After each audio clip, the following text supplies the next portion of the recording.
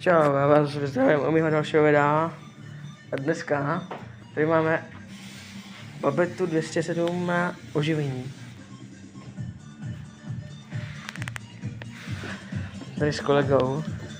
Jsem si tady čistí boční kryt karburátoru.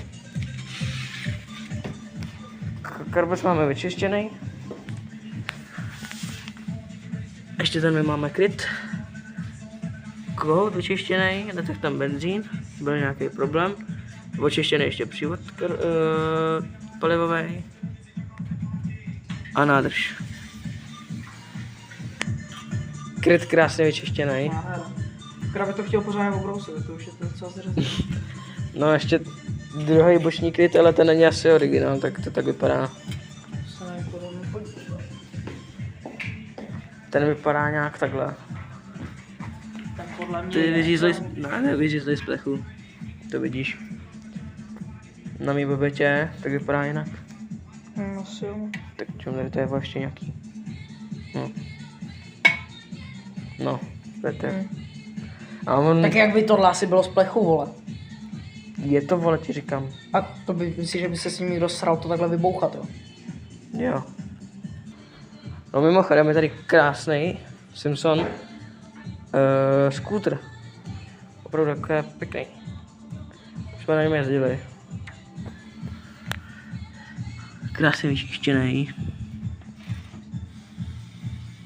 Ten má nový karbec, nebo ne? Co? On má nový karbec. Nebo ne? Nemá, jenom vyčištěný. Jenom je nějak pěkný.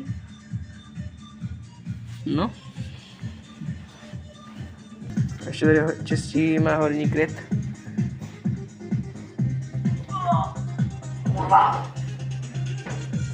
Tak zkoušíme nastartovat.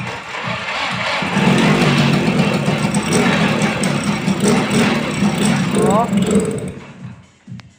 Asi zvýšíme volnoběh, podle mě moc. Jo.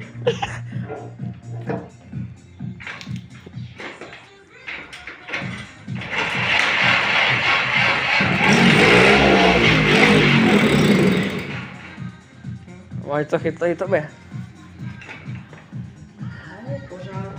No, takže nechce to jet, jak má.